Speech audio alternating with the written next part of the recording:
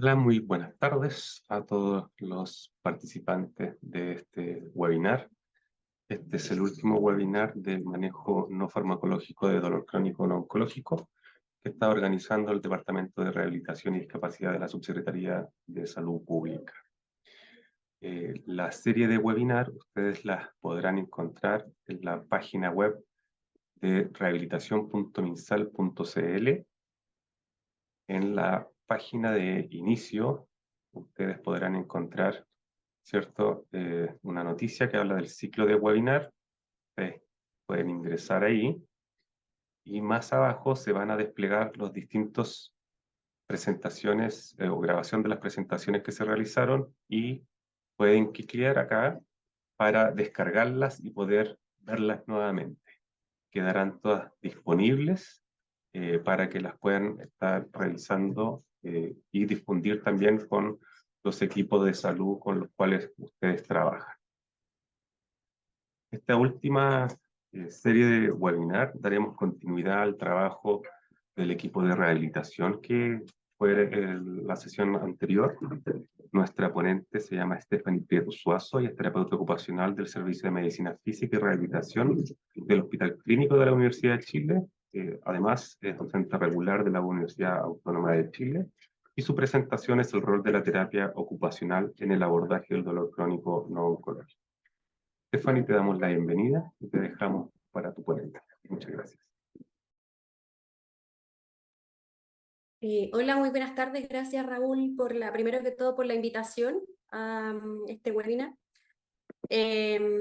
Siempre es importante hablar del tema del dolor crónico no oncológico porque es un problema de salud que es bastante prevalente hoy en Chile. Así es que se agradece mucho siempre el participar en estas instancias y sobre todo difundir el rol de la terapia ocupacional, que cuando se escucha hablar de la terapia ocupacional, bueno, afortunadamente ya esto como que ha ido disminuyendo un poco, pero hasta hace algunos años atrás resultaba ser un misterio que hacía el terapeuta ocupacional o la terapeuta ocupacional en el área de rehabilitación. Pero como terapeutas ocupacionales cumplimos un rol bastante importante. Y ya hablando del tema del dolor crónico, desde la terapia ocupacional nosotros y nosotras tenemos un lenguaje especial y tenemos nuestros propios conceptos que están dados por una asociación americana de terapia ocupacional, que es como la agrupación desde la cual se realizan distintos estudios en relación a por qué es importante finalmente la terapia ocupacional. Y cuando tenemos un problema de salud como el dolor crónico repercute directamente en factores del cliente que se llama desde este marco de trabajo, donde tenemos, por ejemplo, los valores, las creencias, y por otra parte están funciones corporales y estructuras corporales.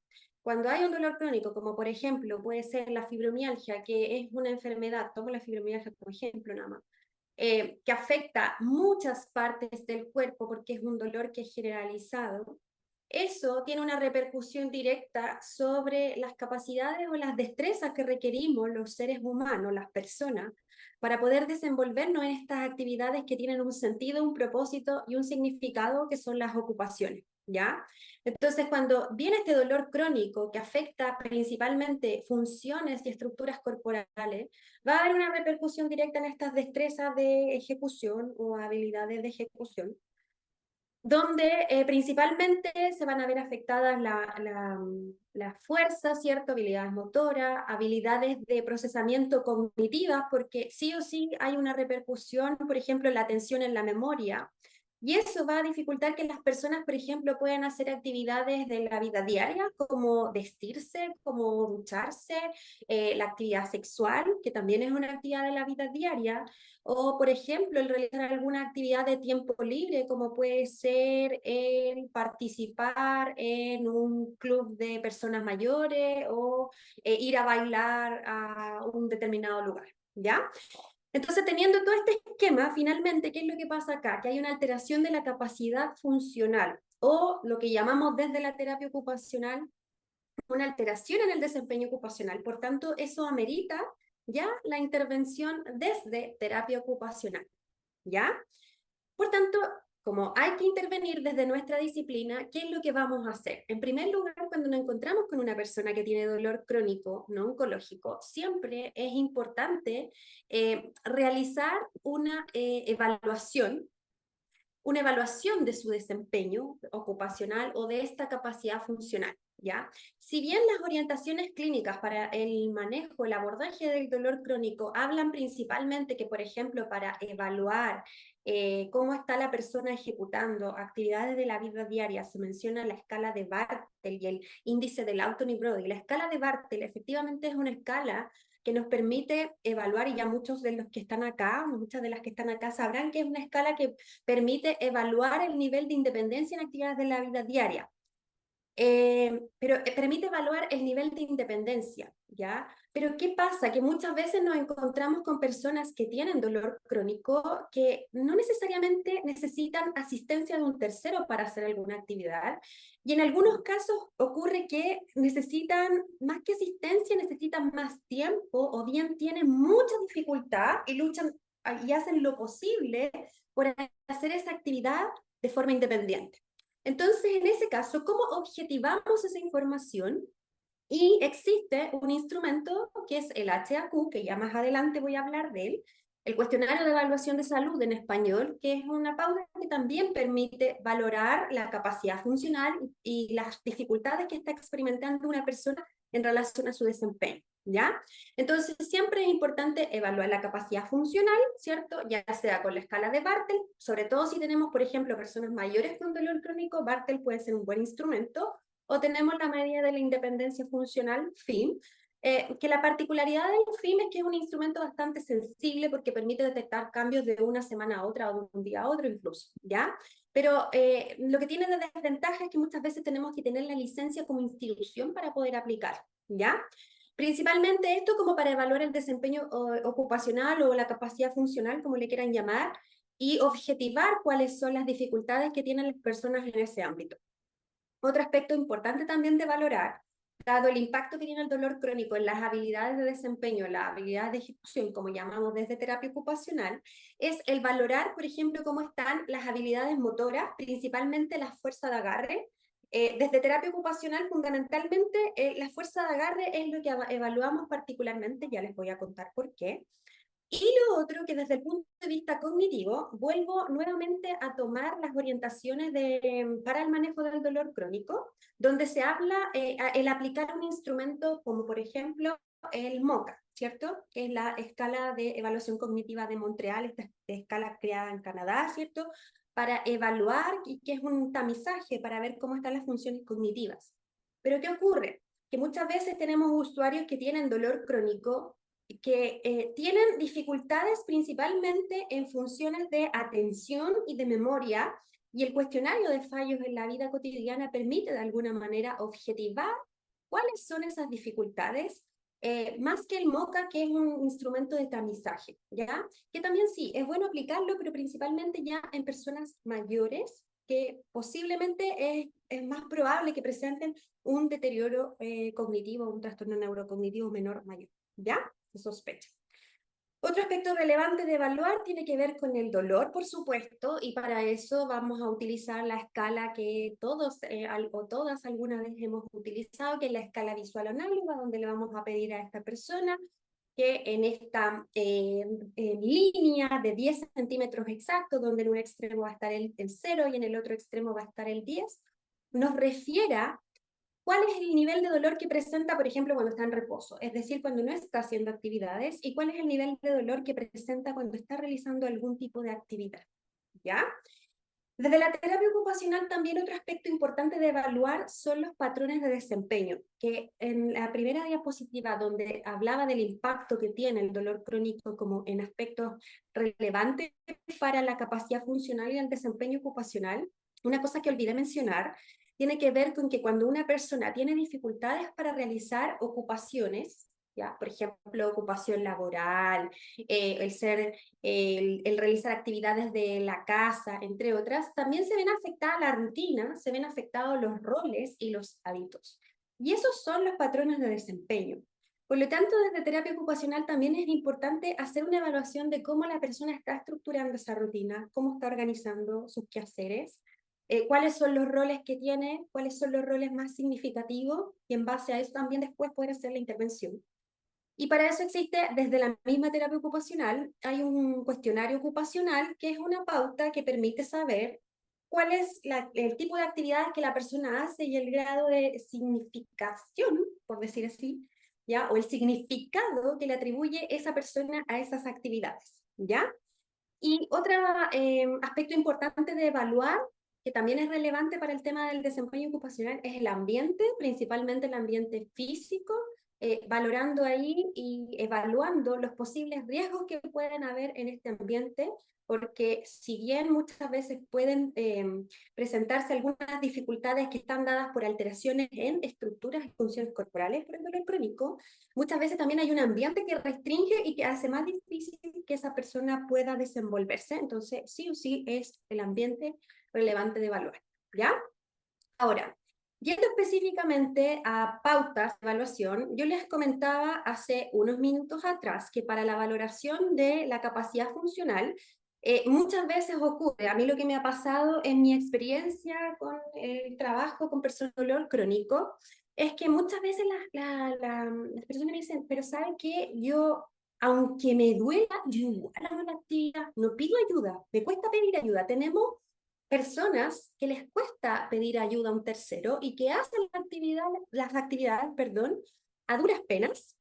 ¿Y cómo objetivamos eso? Y esta escala es una escala que se aplica hoy en día en el área de reumatología, ya de hecho esta es una escala funcional que evalúa el nivel de discapacidad que la persona ha presentado durante la última semana para realizar estas distintas 20 actividades específicamente. Es una escala que está validada en Chile y que de hecho hoy en día se usa, por ejemplo, en reumatología para establecer cuál es el deterioro funcional que tiene una persona con artritis reumatoide, por ejemplo, con artritis psoriásica, y postular a la ley Ricard-Tesoro, ¿ya? Y esta pauta permite, como les decía, saber cuánta es la dificultad que la persona ha experimentado en la última semana para realizar alguna actividad, como por ejemplo cortar un trozo de carne, como por ejemplo el ducharse, o como por ejemplo el entrar y salir de un auto, ¿ya? Eso por un lado, objetiva eso. Pregunta cuánto es el nivel de dificultad, ¿ya? Y tiene otro apartado donde se le pregunta a la persona si en la última semana ha necesitado ayuda de otra persona para hacer actividades puntuales, como por ejemplo vestirse, comer, alcanzar cosas, abrir objetos. Y además se le pregunta si la persona requiere algún tipo de ayuda técnica, ¿ya? Como por ejemplo utilizar un bastón, o utilizar un alzabaño, entre otras cosas, ¿ya? Esta es una pauta que, como yo les decía, permite objetivar justamente esas dificultades que muchas veces no son pesquisadas ni en el Bartel, ni en el FIM o en el Auto Prodi, si yo quiero, por ejemplo, evaluar el nivel de independencia en actividades de la vida diaria instrumentales, ya que son esas más complejas. Y la otra pauta que era para evaluar el aspecto cognitivo, porque como yo les comentaba, las orientaciones técnicas para el manejo del dolor crónico hablan de aplicar o sugieren el aplicar la escala de MOC, ¿cierto? La evaluación cognitiva de Montreal. La evaluación cognitiva de Montreal tiene la particularidad de que es una escala de tamizaje, donde puedo ver cómo están las funciones ejecutivas, cómo están las funciones del lenguaje, entre otras, ¿ya? Hacer como un screening completo de todas las habilidades, y es una pauta que efectivamente sí, está validada en Chile y estandarizada también. Pero lo que ocurre muchas veces es que puede pasar que tenemos usuarias con dolor crónico que presentan dificultades en atención y en memoria, y que eso muchas veces puede conllevar a que tengan otros fallos cognitivos, pero no necesariamente porque exista un trastorno neurocognitivo asociado a una alteración en el cerebro, digamos, como puede ser como los trastornos neurocognitivos mayor, ya que en una demencia efectivamente hay cambios a nivel cerebral. Acá no. Entonces, ¿qué pasa? Que eso muchas veces puede conllevar a que existan, entre comillas, falsos positivos, ¿ya? Entonces, desde mi experiencia, aplico este cuestionario de fallo de la vida cotidiana, que es un cuestionario que si bien no está validado en Chile, en poblaciones similares a la chilena, como la población española, es una pauta que sí está validada, ¿ya? Y que permite, por ejemplo, objetivar cuál es la dificultad que experimentan las personas en relación a olvidos cotidianos, como por ejemplo, esto de dar recados, que están leyendo una página y se les olvida lo que leyeron, ¿ya? O que muchas veces, por ejemplo, olvidan algún objeto importante o que olvidan el nombre de personas conocidas. ¿Con cuánta frecuencia les pasa eso? ¿Ya? Y que objetiva muchas veces todas estas dificultades que a veces en el MOCAL no se pueden objetivar. ¿Ya? Y otro aspecto importante de evaluar son las habilidades motoras, particularmente la fuerza de agarre. ¿Por qué la fuerza de agarre? Porque la evidencia dice que el medir la fuerza de agarre con este aparatito que es el dinamómetro, por un lado, es un predictor de discapacidad, particularmente en personas mayores, y hay otro estudio que indica que es un predictor también de la composición corporal, ¿ya? Entendiendo que hoy en día ciertos trastornos alimenticios también son de gran prevalencia en población chilena y particularmente el dolor crónico muchas veces conlleva a que existan alteraciones en el peso, ¿ya? Por lo tanto, es importante también valorar este tipo de fuerza, ¿ya? Ahora, en concreto, teniendo ya esta evaluación desde terapia ocupacional, donde vamos a conocer diversos aspectos, ¿cuáles van a ser las estrategias de intervención? ¿Ya? Y dentro de las estrategias de intervención, todas estas van a estar orientadas siempre a promover un desempeño ocupacional saludable. ¿Qué significa saludable?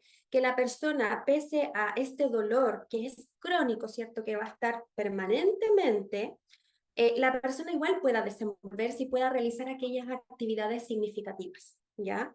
Por otro lado, potenciar este cambio de hábito, potenciar estas rutinas que sean equilibradas de alguna forma, ¿ya? Mantener aquellas capacidades remanentes que son las que no se han visto afectadas por el dolor crónico y por supuesto que la persona finalmente tenga una buena interacción con su ambiente. ¿Ya? Las estrategias específicas, la más conocida y la que tiene más evidencia, particularmente en el área de el manejo de, por ejemplo, enfermedades reumáticas, ¿ya? Es la educación en técnicas de protección articular, ¿ya? La educación en técnicas de protección articular es una estrategia que contribuye a favorecer de alguna manera el uso de la mecánica corporal, ¿ya? Y eso contribuye a que la persona pueda modificar estas posturas viciosas o posturas antiálgicas que se dan mucho cuando existe dolor crónico. La persona empieza a adoptar ciertas posturas que no son favorables, ¿ya? Permite además potenciar el uso de aquellas estructuras corporales que no están afectadas, ¿ya? Que por lo general son estructuras más grandes y además contribuyen a disminuir el dolor crónico. ¿Ya? Hay varios estudios al respecto que demuestran, por ejemplo, hay estudios que se han hecho en personas que tienen risartrosis, donde se han aplicado estas técnicas de protección articular, que lo ideal es que ojalá esto sea de manera individualizada, eh, que contribuyen a que la persona disminuya el dolor, ¿ya? Y que haga un buen uso de su cuerpo. Eso es fundamental, sobre todo en alguien que va a tener un problema hasta el último día de su vida, como es el dolor crónico, ¿ya? Y estas técnicas de protección articular, básicamente, en concreto, es cambiar la forma de relacionarse con los objetos, de relacionarse con el ambiente. Por ejemplo, aquí hay algunas técnicas de protección articular, como en vez de tomar una taza con una mano, ¿cierto? Que uno fundamentalmente utiliza los dedos para agarrar el asa de la taza y llevarla a la boca, es usar las dos manos, porque en el fondo así estoy distribuyendo la fuerza apropiadamente, ¿ya? Que por ejemplo para pelar, más que utilizar un cuchillo donde yo efectúo un movimiento repetitivo con el pulgar, utilizar un pelador, ya que me permita también efectuar una prensión cilíndrica gruesa en lugar de hacer esta prensión fina y con un movimiento repetitivo. Y el cortar, por ejemplo, la carne, que muchas veces, o un trozo de alimento, lo que sea, que resulta muy complejo porque también cuando nosotros tenemos que tomar los cubiertos, lo hacemos efectuando una pinza fina. Tendemos por lo general a sobrecargar las articulaciones y estructuras del primer y segundo dedo, ¿ya? Entonces acá se distribuye la fuerza en toda la mano, particularmente realizando estas prensiones cilíndricas. Eso es las técnicas de protección articular. Y para esto lo importante es también a la base utilizar estrategias cognitivo-conductuales, ¿ya? Para poder lograr el cambio de hábitos, que no es fácil. Luego, otra estrategia también que se realiza desde terapia ocupacional es la educación en técnicas de conservación de energía. Uno de los grandes síntomas que presentan las personas que padecen dolor crónico es la fatiga, ¿ya? Y estas técnicas contribuyen también a prevenir el aumento de esa fatiga y que la persona pueda optimizar la energía que tiene e invertirla apropiadamente en las actividades que son significativas y que son importantes, ¿ya?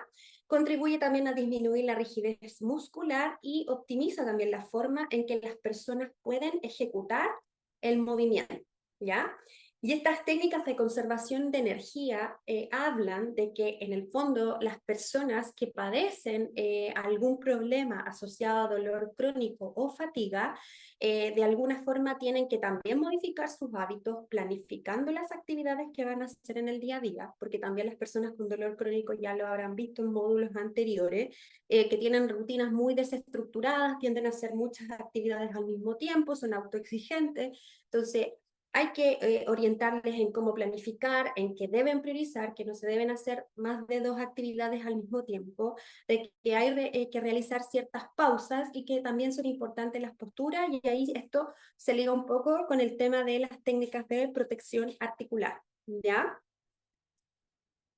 Otra estrategia importante desde terapia ocupacional y donde principalmente la evidencia habla del manejo de dolor crónico en niños, niñas, son las ayudas técnicas, y dentro de las ayudas técnicas están todos estos dispositivos diseñados especialmente para corregir un segmento o para facilitar el desarrollo de una ocupación. Es decir, aquí vamos a tener órtesis, férulas, y vamos a tener las ayudas técnicas, que son estos dispositivos de apoyo como las sillas de rueda, bastones, entre otros, ¿ya?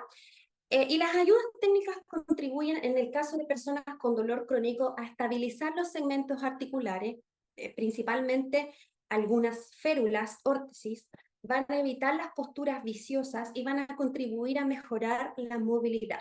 Especialmente me refiero a, por ejemplo, algunas estructuras que tienen que ver, o algunas férulas, como las estabilizadoras de muñeca, ¿ya? O las inmovilizadoras de muñeca, que evitan que, por ejemplo, personas con dolor crónico puedan desarrollar complicaciones como el túnel carpiano, ¿ya? O, por ejemplo, el usar ayudas técnicas como, o adaptaciones más bien dicho, como estos cubiertos con mango más grueso para evitar el desarrollo de pinza fina, donde en el fondo utilizamos musculatura mucho más específica, ¿cierto? Articulaciones mucho más pequeñas que muchas veces tienen daño, ¿ya? O el implementar alguna modificación en el ambiente, una adaptación, como es el poner una barra de sujeción o utilizar, por ejemplo, algún tipo de ayuda técnica para el desplazamiento, como es un bastón, un andador, o ayudas técnicas para el vestuario, como son los calzamedias y como son los alcanzadores, ¿ya? Esos son importantes en el dolor crónico, y la verdad es que cuando se implementan este tipo de estrategias, se optimiza mucho más su nivel de independencia, ¿ya? Ahí están estas dos órtesis que yo les mencionaba, la estabilizadora de muñeca, y la otra es la palmeta de reposo, que es una órtesis que se utiliza principalmente en la noche y que también contribuye a evitar el dolor o el aumento del dolor durante el día, ¿ya?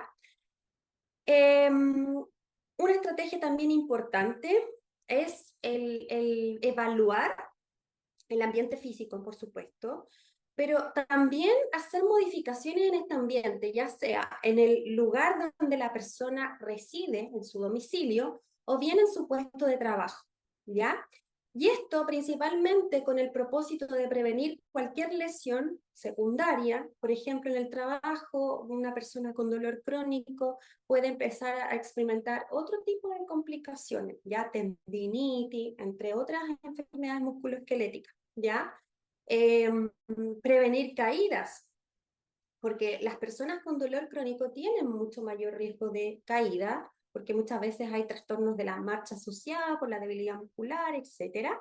Y por supuesto que facilitar el desempeño ocupacional porque ya permiten que la persona sea independiente, o sea, de que exista un tercero que, por ejemplo, le ayuda a ponerse los calcetines o por ejemplo, o alguna cosa que hay en el ambiente de esto de tener una barrita en la ducha, facilita de que yo pueda ingresar sola a la ducha, sin que alguien me esté dando la mano para poder ingresar, ¿ya?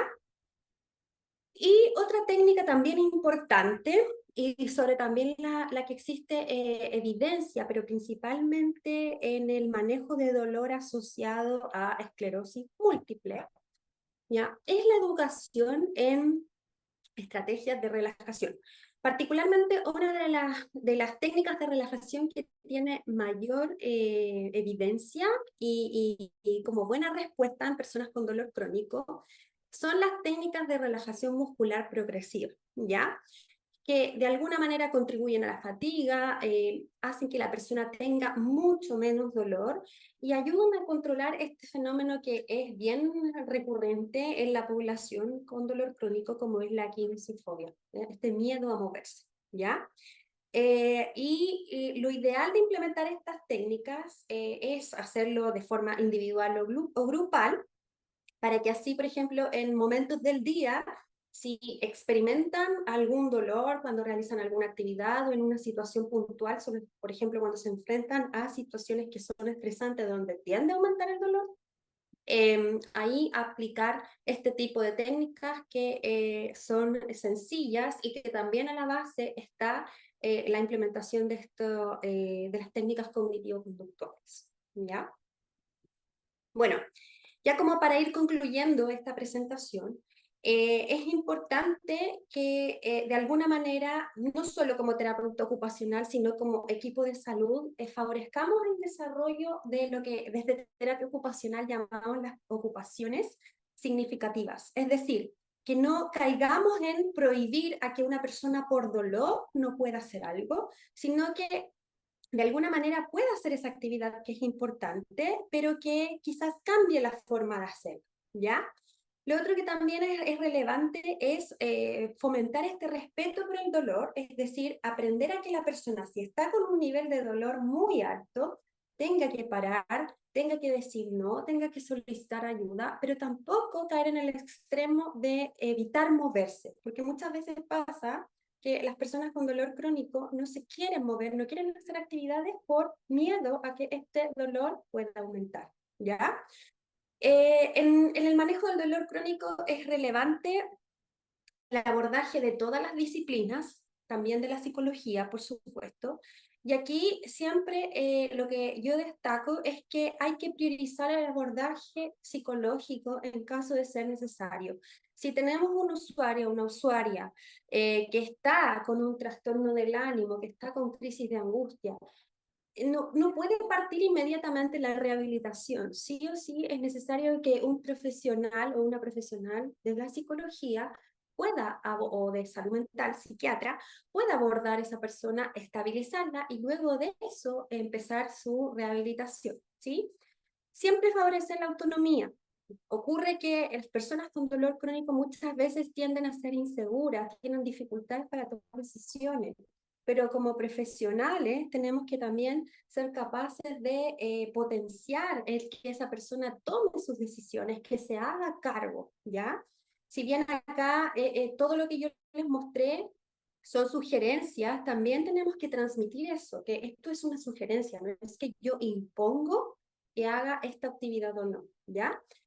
Y por último, aclarar las expectativas, porque cuando hay dolor crónico, siempre ocurre que las personas, lo primero que dicen en la consulta, en la primera consulta, es que yo quiero que usted me ayude a no tener dolor y dejar en claro que nosotros le vamos a ayudar a vivir, pero con menos dolor.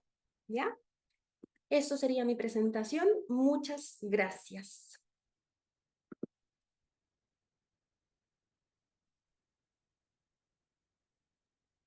Muchas gracias, Stephanie. Excelente ponencia. Te agradecemos. Todos los mensajes van muy en línea de lo que estamos planteando desde el Ministerio de Salud. Viendo la cantidad también de participantes, queremos reforzar que este es nuestro último webinar, que las presentaciones y las ponencias que ustedes van a ver hoy y que se han realizado en sesiones anteriores se encuentran en la página de rehabilitación.minsal.cl, en donde ustedes podrán encontrar los links para poder ver las ponencias anteriores. Vamos a dejar por mensaje también la página web para que ustedes puedan visitar y descargar las ponencias. También reforzar y recordar que las dudas y consultas, favor hacerlas llegar a el chat para que al final de las ponencias podamos dar respuesta a sus inquietudes. Para proseguir las ponencias, los vamos a dejar ahora con Carolina Galvez Retamal. Ella es trabajadora social, es encargada comunal de medicinas complementarias y prácticas del bienestar de salud de la Corporación Municipal de Rancagua y nos va a presentar una experiencia atención integral a mujeres de la agrupación de fibromialgia Rancagua, entendiendo mi diagnóstico para sanar. Carolina, perdón. Dejamos. Hola, muy buenas tardes. Vamos a empezar con la presentación.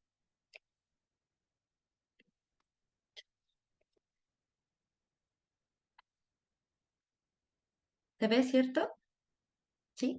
Bueno, esta intervención fue realizada en conjunto con el programa de rehabilitación comunal, eh, con Elizabeth Rodríguez, que es la encargada comunal del programa de rehabilitación, y lo denominamos así. Se llama Atención Integral a Mujeres de Agrupación Fibromialgia Rancagua, entendiendo mi diagnóstico para sanar. Comentarles que esta agrupación alberga o su socia o su agrupación está compuesta por mujeres principalmente de las diferentes comunas aledañas a Rancagua. Es una agrupación que, si bien es cierto, está situada acá en Rancagua, tiene socias de diferentes lugares. Y esta iniciativa surge a raíz de que no existe un modelo de intervención así como formal para trabajar con mujeres o con pacientes con fibromialgia. Pese a que Stephanie nos dio bastantes detalles de cómo nosotros podemos abordar el dolor no oncológico, no existe un lineamiento específico y lamentablemente hasta el momento siento yo, desconozco si hay otra iniciativa, de que se trabaja de manera parcializada. O sea, el paciente va a rehabilitación, va por su parte al psicólogo en algunos casos o toma otro tipo de actividades externas que lo ayudan a trabajar como la actividad física. Entonces, desde esta iniciativa, nuestro propósito fue ofrecer a esta agrupación específicamente un modelo de trabajo biopsicosocial con enfoque de género principalmente y multidimensional en el cual abordáramos estas tres aristas que, según nos indica la evidencia internacional, debemos abordar al menos la fibromialgia desde un lineamiento de educación, un lineamiento de salud física y un lineamiento relacionado con la salud mental.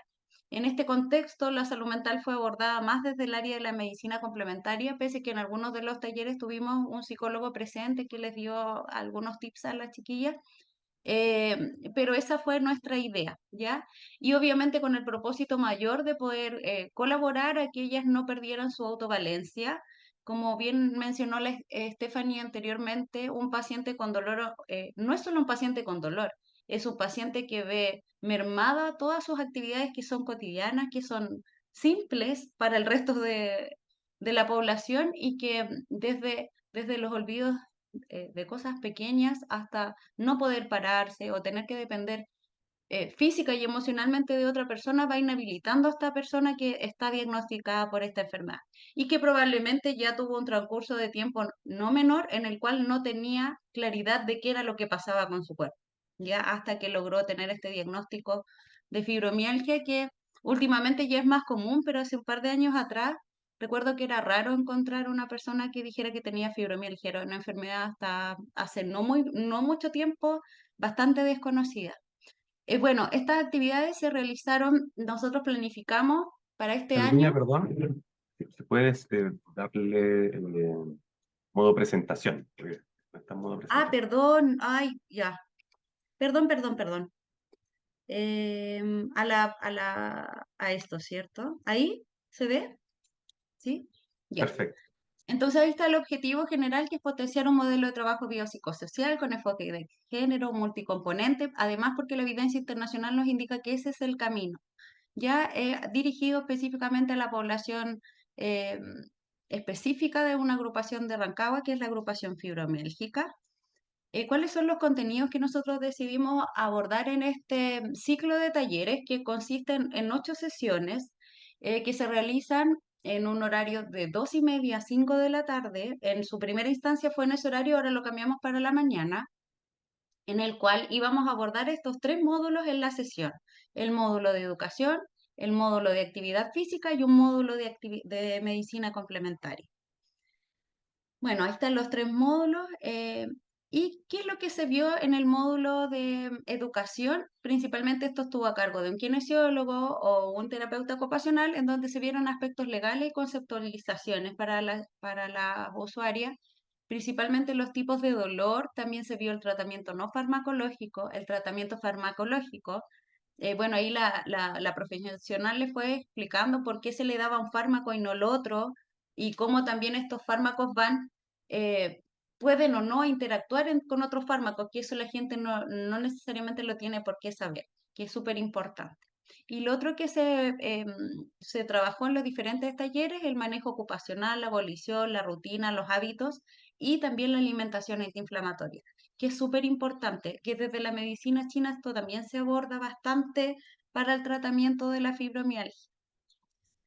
Bueno, ahí hay algunas actividades. Bueno, contarles que este ciclo de talleres lo hemos realizado ya 2 veces en el año. Ahora, este viernes partimos con el tercero.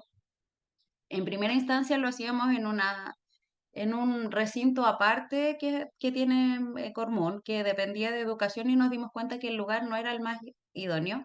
Y ya en el segundo ciclo lo empezamos a realizar en el domo del Cefam 8, que es el lugar donde yo me desempeño mis funciones, ya que es un domo obviamente que tiene una estructura y un trabajo diferente para trabajar la medicina complementaria en general.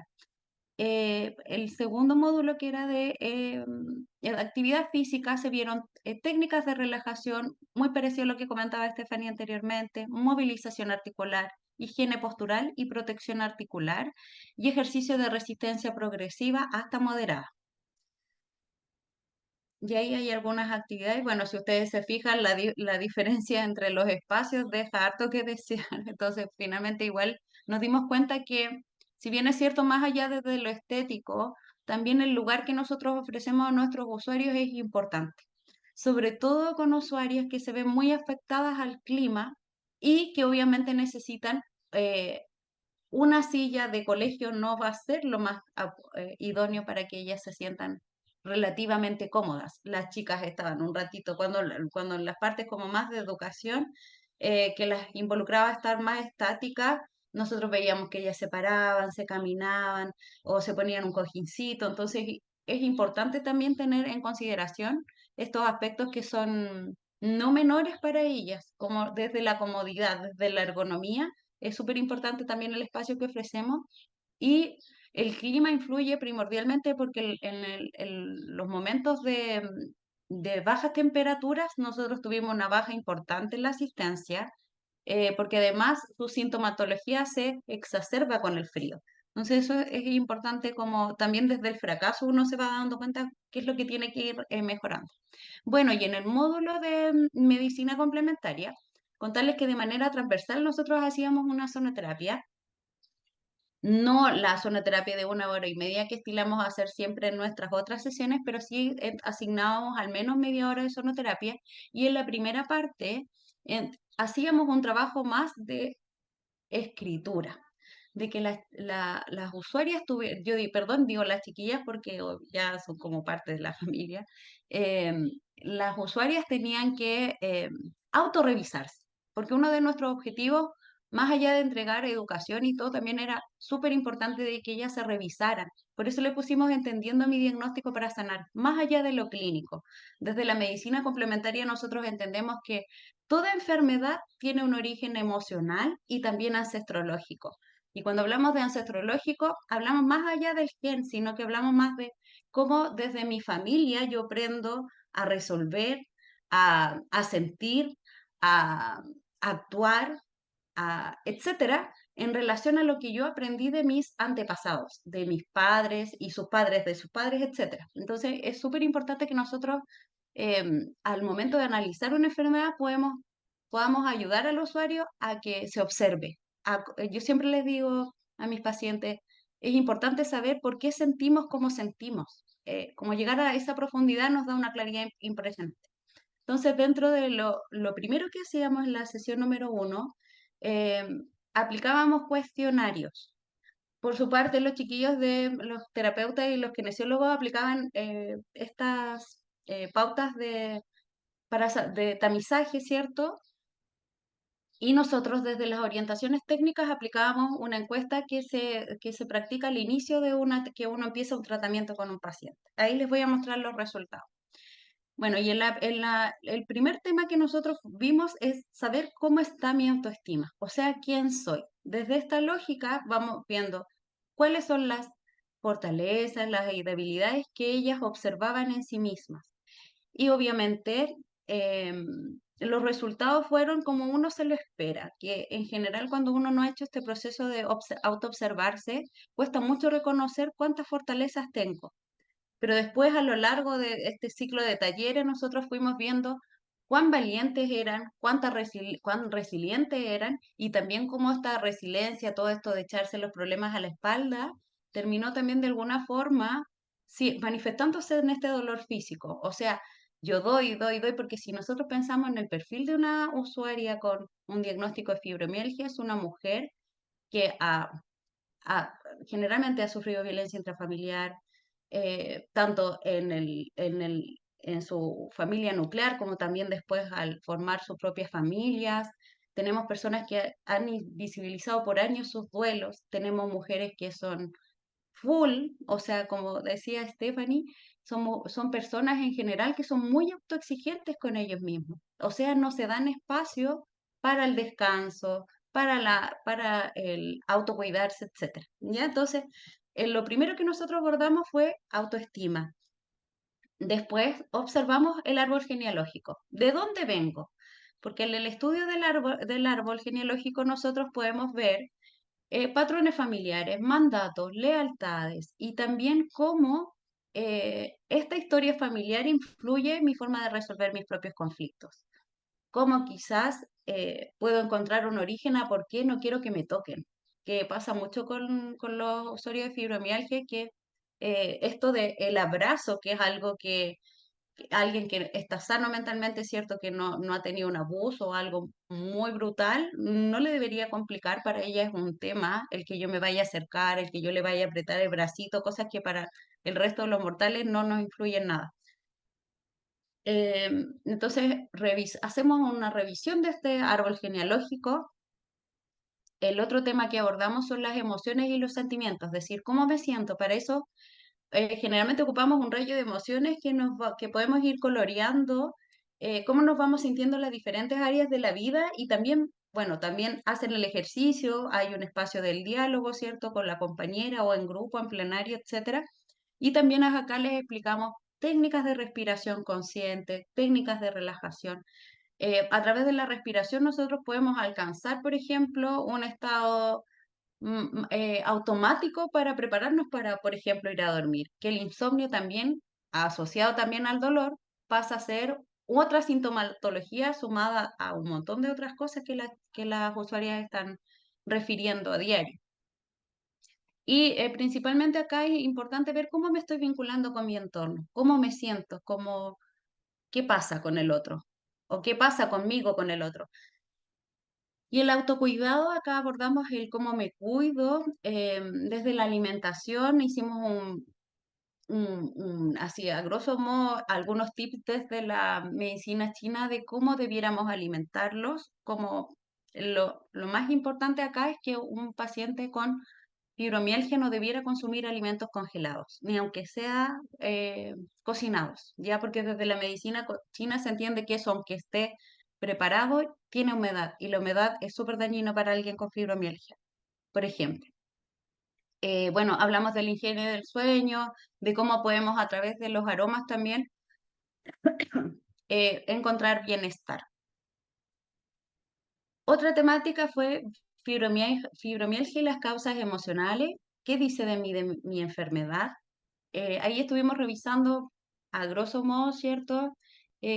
¿Cuáles son las diferentes miradas que hay desde por qué una persona puede llegar a tener fibromialgia y cuál es el conflicto que nos viene a relevar? Cuando ya esta enfermedad ya está diagnosticada, tenemos un entorno cercano, familiar o laboral, puede ser inclusive a las que todavía están insertas laboralmente, que no comprende lo que le pasa al otro, que no es capaz de empatizar con este dolor, con este sufrimiento. Entonces ahí también genera es como un círculo vicioso. No me siento entendida, no me siento comprendida, no me siento aceptada por mi entorno. Piensan que yo me estoy inventando este dolor y me voy sintiendo más mal a la vez. Y por último, aplicamos la ficha de evaluación subjetiva del usuario, ¿cierto? Es una ficha final y ahí donde nosotros podemos hacer el tamizaje. ¿Cómo me sentí? ¿Cómo me siento? Se llamaba esa sesión. Y hicimos la evaluación plenaria. Como dije, fueron 8 sesiones en las cuales fuimos desarrollando estas diferentes temáticas. Ahora bien, ahí están em, ¿cómo se llama? Algunas fotografías de la actividad. Me quise hacer ese paralelo del espacio en el que nos encontraba. En general, eh, uno puede ver cómo las usuarias se van soltando en cada sesión y cómo de a poco ellas van identificando también sus propias dificultades.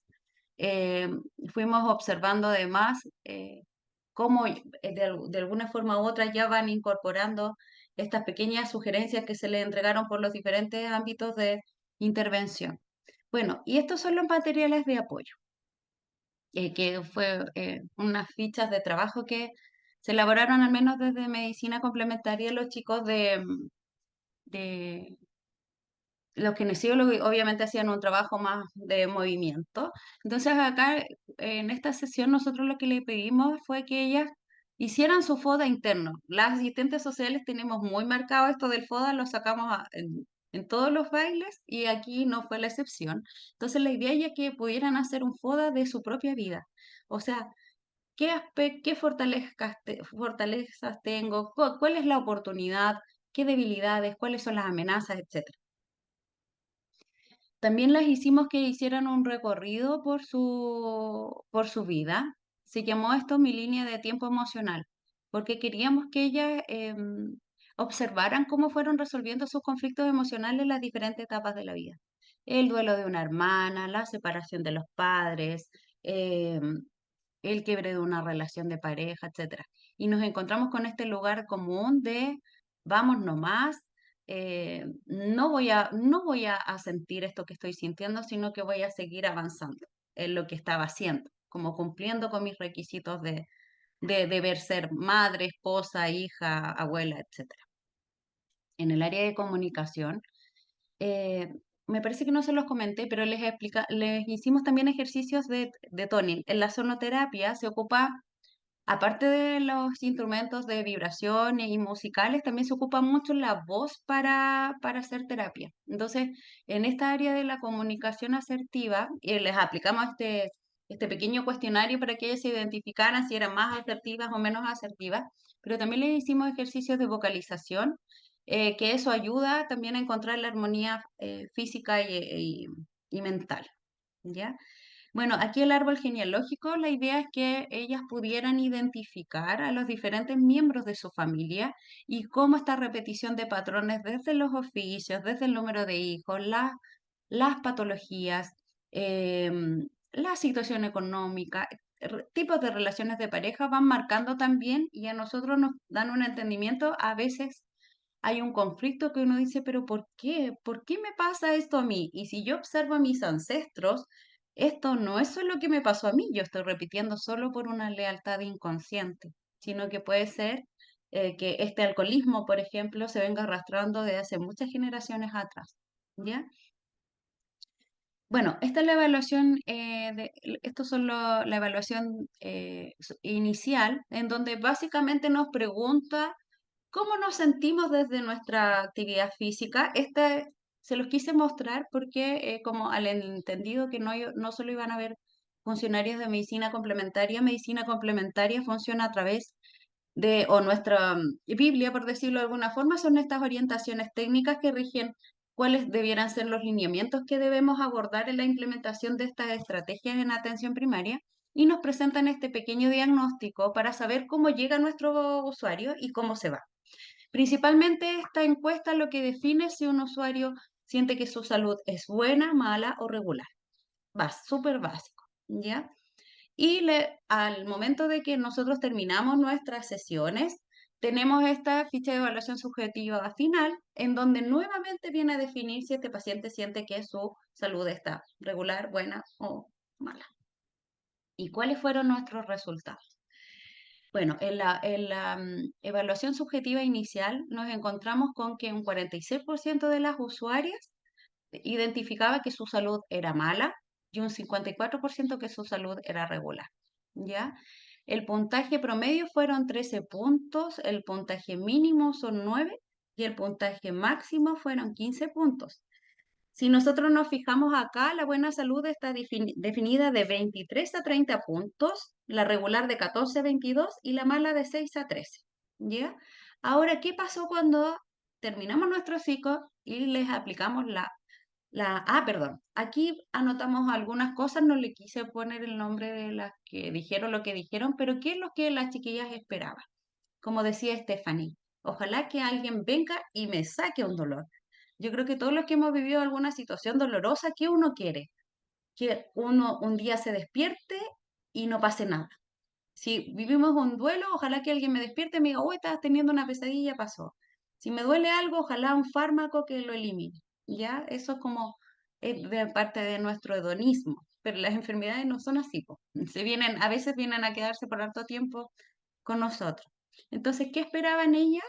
Sentirme mejor física y emocional. Ahí como que me comía una N. Disminuir el dolor, estar más activa, que los dolores disminuir los dolores para hacer una vida normal con energía, como decía Stephanie, la falta de energía es un factor súper importante. Bajar la intensidad del dolor y el dolor emocional. Bajar el dolor. Mejorar el estado de ánimo, aceptarme personalmente, aprender a sobrellevar la enfermedad, sentirme más activa, con mejor calidad de salud, bajar el dolor, mejorar mi mentalidad, ser más positiva, estar más activa, tanto física como mentalmente, aprender a controlar mis emociones. Y ahora sí, cuando aplicamos la encuesta de evaluación subjetiva final, nos encontramos que ya no hay mala salud. La percepción, su autopercepción de salud subió de regular, o sea, de mala a regular y de regular a buena. Y los porcentajes se invirtieron. Ahora tenemos un 46% que considera que tiene una buena salud y tenemos un 54% de nuestras usuarias que consideró que su salud era regular. Que uno dice, pero regular no es nada, pero para ellas es harto. Y hubo un aumento ahí casi de 10 puntos en cada ficha, en cada encuesta, siendo el puntaje promedio 22 puntos, el mínimo 18 y el máximo 28. Ya esa persona de los 28 puntos subió mucho. Ella tenía como 14 puntos y subió a 28, fue harto. Y lo que pregunta esta encuesta es, ¿has sentido cambios? que tú consideres que se originan a raíz de esta actividad o de esta terapia o de este proceso que viviste? Y dices, sí, los cambios han sido positivos, mi estado de ánimo ha mejorado, las terapias me enseñaron a cómo movilizarnos y aceptar nuestros dolores y cómo actuar con nuestras patologías. Sí, más concentrada, he utilizado las técnicas que se me han entregado, ha mejorado mis relaciones interpersonales, ha generado mayor seguridad para llevar a cabo proyectos, estoy durmiendo mejor. Sí, mi estado de ánimo, mi autoestima y a pesar de mi dolor, no falté a ninguna terapia. Las chiquillas decían, o sea, hoy día me desperté con no ganas de venir. Y sucedió que las que se sentían mejor, en un par de ocasiones fueron a buscar a la que no quería venir. Entonces, esto es lo importante, siento yo, como asistente social y también como terapeuta, que es importante que las intenciones de la intervención en salud empiecen a ser no tan desde la individualidad, sino más del grupo. Por una comodidad nuestra también, porque al final nuestro rol pasa a ser secundario. Es el mismo grupo el que se va conteniendo, el que va impulsando el cambio al otro, el que moviliza y el que de manera mucho más empática que nosotros puede entender así, literalmente con los zapatos del otro, qué es lo que el otro está viviendo. Nosotros nos podemos imaginar, podemos leer todos los libros que se nos ocurran, buscar estrategias internacionales, pero es el grupo el que ayuda al grupo, es como los mosqueteros acá. Y en verdad el trabajo grupal nos permite eso, que nosotros como funcionarios de salud tomemos un papel secundario y es el propio usuario el que se va haciendo cargo y responsable de lo que le está pasando y también arrastra a su compañero o a su compañera a este mismo cambio. Entonces el trabajo grupal nos permite esto de que, oye, pero ¿cómo te vas a quedar en la casa? Nosotros, aunque quisiéramos, no podemos hacer ese trabajo, pero el usuario sí nos ayuda con el que no se siente tan bien de ánimo, con el que quizá tuvo un problema en la casa y no quiere asistir a nuestras sesiones, etcétera. Otros comentarios. Más movilidad, energía animosa, ganas de compartir. Estado de ánimo mucho mejor. Ha mejorado mi estado de ánimo. Me siento más positiva, alegre, más ágil. El ánimo positivo. Sí, mis cambios han sido muy buenos. ¿Ya? ¿Cuáles consideramos nosotros que fueron nuestros desafíos a partir de nuestros desaciertos? ¿Ya? Esto es súper importante. Incorporar en la planificación la sexualidad y la afectividad, la mirada integral, no solo desde lo biológico. En alguna de las sesiones, una usuaria me dijo, mire, sabe que esto que usted nos está mostrando es súper bueno, pero aquí nadie nos ha hablado de nuestra sexualidad. ¿Qué pasa? Yo no puedo tener una vida sexual afectiva con mi esposo porque me duele que me toque, me duele que me vaya a abrazar. ¿Cómo voy a tener sexo yo así? Y se nos olvida, porque para nosotros no es un problema. En este contexto, acogiendo esta solicitud, logramos que una chica que es coach sexual, que es magíster en enfermería, pudiera venir a hacerles una charla al grupo. En este contexto fue súper importante su participación porque esta enfermera, que además es terapeuta holística, por eso yo la ubicaba, ella había sido diagnosticada de fibromialgia hace años atrás. Y ella desde su rol clínico obviamente empezó a investigar, así que le dio hartos tips a la chiquilla, más allá desde lo sexual, sino desde lo vivencial y también como un ejemplo de, hoy yo puedo vivir bien con este diagnóstico, ¿ya? Así que eso pudimos acogerlo. Ahora, como es un recurso externo y nosotros no tenemos un financiamiento permanente para contratar a un sexólogo que estuviera aquí permanente, pero sí les sugiero que si en algún momento les toca trabajar con estos personas que tienen enfermedades de dolor crónico, no olviden el tema de la sexualidad, que es importante, y porque para ellos es importante. Y además porque es una necesidad básica que debiera estar cubierta, ¿cierto? Y que debiera ser satisfactoria. O sea, si yo tengo un conflicto sexual con mi pareja, obviamente mi relación de pareja no va a andar ahí en color de rosa y eso va a generar un deterioro también en mi autoestima. Así que no es menor pasarlo por alto. Generar estrategias de adherencia. Bueno, como les comentaba, En el periodo invernal nosotros tuvimos una baja importante en el primer ciclo, en la adherencia, entonces es importante considerar el tiempo climático. El invierno sí o sí va a ser un obstaculizador para nuestra intervención. Por lo tanto, con la encargada del programa de rehabilitación ya consideramos que hay meses en los cuales, si nosotros continuamos desarrollando esta estrategia, definitivamente no lo vamos a hacer, eh, para asegurar que efectivamente las personas puedan terminar el ciclo, hacer el ciclo como corresponde y no que vengan como a sesiones saltadas. Bueno, gestionar recursos para potenciar la intervención. Contarles que este año, en el 2023, consideramos la postulación al Fondo Buenas Prácticas, el que fue adjudicado, así que con eso vamos a tener más recursos, los cuales van a ser destinados prioritariamente o primordialmente a habilitar en la casa de la agrupación fibromialgia, porque ellos tienen una casa que fue entregada como dato. Habilitarles un espacio para que ya tengan un espacio de actividad física nosotros le pusimos un espacio terapéutico porque ahí van a tener insumos para poder repetir los ejercicios que fueron entregados en las sesiones de actividad física, pero también van a tener aromaterapia, etcétera, para hacer esta experiencia más grata para ellos. Bueno, y les quiero compartir este videito. Recomiendo medicina complementaria. Que ahí están las pacientes, las usuarias. Recomiendo medicina complementaria. Ese particularmente Eso, fue ¿cómo se llama? La sesión en la cual ella vino la sexóloga a entregarles la charla, taller, etc. Así que eso, muchas gracias. Espero no haber sido tan redundante.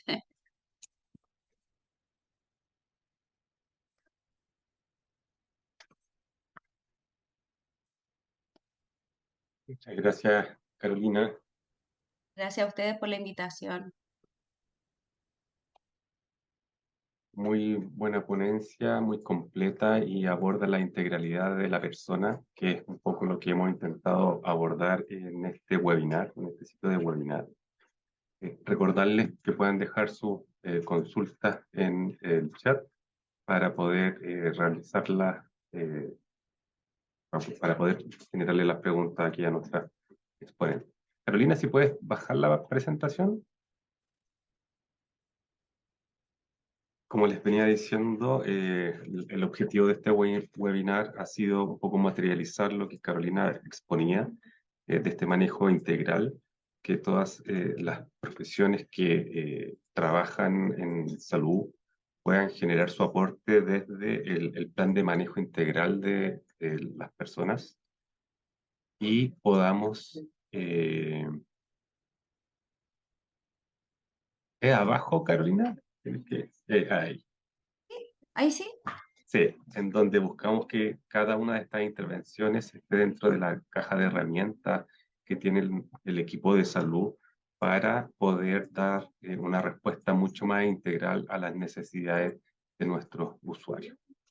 Y en relación a consultas que nos han llegado para Steffi, ¿nos puede ayudar con la pregunta que dice: hemos visto a lo largo de los webinars que a las personas con dolor persistente se les debe fomentar el movimiento y educar, si es que quiere ser educado, evitando la información nocebo, ya que aumenta la kinesofobia y catastrofización. Las técnicas de protección articular y cuidados posturales no sería información noceba para estas personas, considerando que se estaría reforzando que el problema es de causa articular, dejando de lado los factores psicosociales que están implicados en esta condición. Ya, bueno, interesante la pregunta. Ya, primero que todo, como recordar que la educación es una estrategia que tiene harta evidencia en el manejo de enfermedades crónicas no transmisibles. Por supuesto que en el dolor persistente es una estrategia que hay que implementar, sobre todo en atención primaria de salud, ¿ya? Para así prevenir todas las complicaciones asociadas y prevenir la discapacidad, ¿ya? Sí, es verdad. A lo largo de las presentaciones, nosotros, los profesionales, tratamos de fomentar esto de que la persona esté en constante movimiento, porque ¿qué pasa cuando no se mueven? Las personas empiezan a atrofiarse, vienen otras complicaciones como la sarcopenia, entre otras cosas, ¿sí? La información que se le da desde las técnicas de protección articular, lo ideal, por lo menos lo que yo hago desde mi experiencia, es que la persona haga el análisis de cómo está haciendo el movimiento. No es que yo vengo, impongo, digo, ya, mire, señor o señora, hay que cortar así porque esto es mejor. No. Primero, pedirle, o sea, explicarle primero qué es lo que pasa, cómo está funcionando su cuerpo con este dolor, cuál es la estructura que está fallando, etcétera, y desde ahí para que la persona vaya integrando qué es lo que va pasando, y luego de eso, que haga el análisis. Mire, a ver, muéstreme cómo usted corta un trozo de carne, cómo corta o cómo toma el vaso, la taza, cómo usted se lava los dientes, cómo se peina, etcétera. Que vaya haciendo el análisis y le pregunto, y ya, a ver, ¿qué es lo que molesta? ¿Dónde duele? ¿Qué partes del cuerpo ven usted que son las que están haciendo mayor fuerza? Esto, otro. Y van indicando. Y luego de eso vamos haciendo el análisis en conjunto. Ya, ¿cómo se le ocurre a usted que podríamos hacerlo entonces para que no le doliera tanto las manos, para que no le doliera esto? Cuando yo aplico las técnicas de protección articular, yo no le estoy transmitiendo a la persona que en el fondo es un problema de articulaciones, sino que las articulaciones se ven afectadas porque también son estructuras corporales que son esenciales para el movimiento. Y cuando hay un problema muscular, sí o sí se va a ver afectada una articulación. Y que en el fondo, en vez de utilizar estas articulaciones pequeñas o grupos musculares específicos, lo que tengo que incentivar es que usen articulaciones mucho más grandes, articulaciones o grupos musculares que tengan mucho más potencia para favorecer el movimiento. Y eso no contribuye a la catastrofización. Y por otro lado, no es que estoy dejando de lado otros factores, y aquí vuelvo a mencionar la importancia que tiene cada integrante en el equipo, que si yo veo que hay una persona que a lo mejor está con un problema de catastrofización, que si hay un problema emocional, si hay otro problema de físico que falta mayor fuerza, yo tengo que ser capaz de decir, o en realidad debería ser evaluado por kinesiología, debería ser evaluado por psicología y hacer la derivación. Aquí el trabajo en conjunto es importante y la educación siempre, por lo menos desde mi experiencia, los usuarios, las usuarias siempre agradecen la información que se les da, sobre todo porque en el internet siempre muestran lo más terrible y en relación al dolor crónico hay muchos mitos. Entonces, lo primero que nosotros invitamos es como, por favor, en internet trate de no, infórmese, o sea, si usted tiene alguna duda, aquí estoy yo para resolver esa duda, está su médico, químico farmacéutico, psicólogo, todo el equipo, ¿ya? Pero es importante eso y los pacientes le agradecen. Entonces, yo ahí creo que no es algo nocebo, y tampoco placebo, sino que es algo que contribuye efectivamente a mejorar la calidad de vida, y esto no lo digo yo, Stephanie, porque a mí se me ocurrió, sino que lo dice la evidencia también. ¿Ya? Muchísimas gracias, Stephanie. No tenemos más consultas. Sí tengo una consulta a Carolina respecto de la experiencia. ¿Cómo fue también la percepción del equipo profesional de trabajar en conjunto con terapias complementarias? Que es algo que de acá también estamos como ministerio impulsando. Yo creo que al principio fue así como ya, no. Porque en verdad todavía siento que falta, sobre todo el profesional clínico, la validación de la medicina complementaria como un aporte real a todo el modelo MAIS.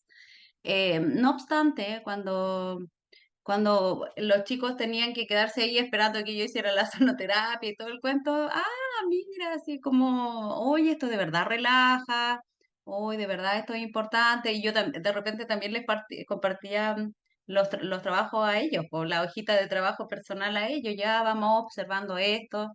Yo creo que cada vez más medicina complementaria, no solo en esta estrategia, sino en otras, vamos ganando espacio. Y yo creo que nuestros principales aliados no son precisamente los compañeros, los pares, sino que son los propios usuarios los que van relevando esto, desde el discurso, desde cómo ellos se van sintiendo. también desde la movilidad, como decía Stephanie, nosotros, no sé, tengo hoy actualmente una usuaria que participó en los ciclos de estos talleres de fibromialgia, que hoy participa todas las semanas en sesiones de sonoterapia conmigo en otra estrategia. Y ella es de las que se sienta en el suelo, se para, y sus colegas, o sea, sus colegas, digo, sus compañeras que no tienen fibromialgia, les llama la atención. Oye, esta señora llegó acá que no la podíamos ni tocar, ahora la abrazamos, baila, salta. Entonces, ese es nuestro principal aliado. Yo siento que aún falta la validación de los pares. Creo que los usuarios nos están contribuyendo más en eso. No obstante, también es un desafío para nosotros conquistar a nuestros compañeros de trabajo, más desde lo vivencial, porque como si yo te digo, no, esto es súper bueno, pero diferente es a que tú como usuario o como compañero de trabajo puedas participar de una actividad de sonoterapia o evidenciar cómo los efectos del biomagnetismo, que a todo esto, para los que tienen medicina complementaria en su establecimiento, el biomagnetismo es efectivo así rápidamente para las personas que tienen inflamaciones articulares. Todas las itis, el efecto súper rápido con el biomagnetismo. Acá en el establecimiento donde yo trabajo ahí está el CCR, y una de las terapeutas ocupacionales es además terapeuta floral. Entonces ella va haciendo un acompañamiento también, ya eso no está así como una estrategia formal, pero también se potencia.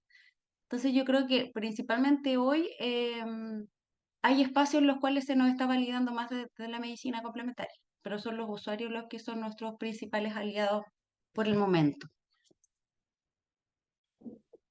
Muchísimas gracias, Carolina, por relatarnos tu experiencia y también el enfoque que han adoptado en atención primaria en la comuna, la integralidad biopsicosocial, que es un poco de lo que trabajamos, y a incorporarse en este plan de manejo integral de la persona con dolor crónico. Se notan los resultados que tú pudiste exponer ya de forma mucho más objetiva también. Así que agradecerles a ambas su excelente exponencia, sus experiencias, y agradecerle también a todos los participantes de este ciclo de webinar. Como les comentaba anteriormente, se van a encontrar disponibles en la página web del departamento, rehabilitación.misal.cl, y seguiremos trabajando en el manejo no farmacológico también y farmacológico de las personas con dolor crónico. Que tengan una muy buena tarde. Nos despedimos y muchísimas gracias por su asistencia y participación. Adiós. Muchas gracias. Muchas gracias, que esté muy bien.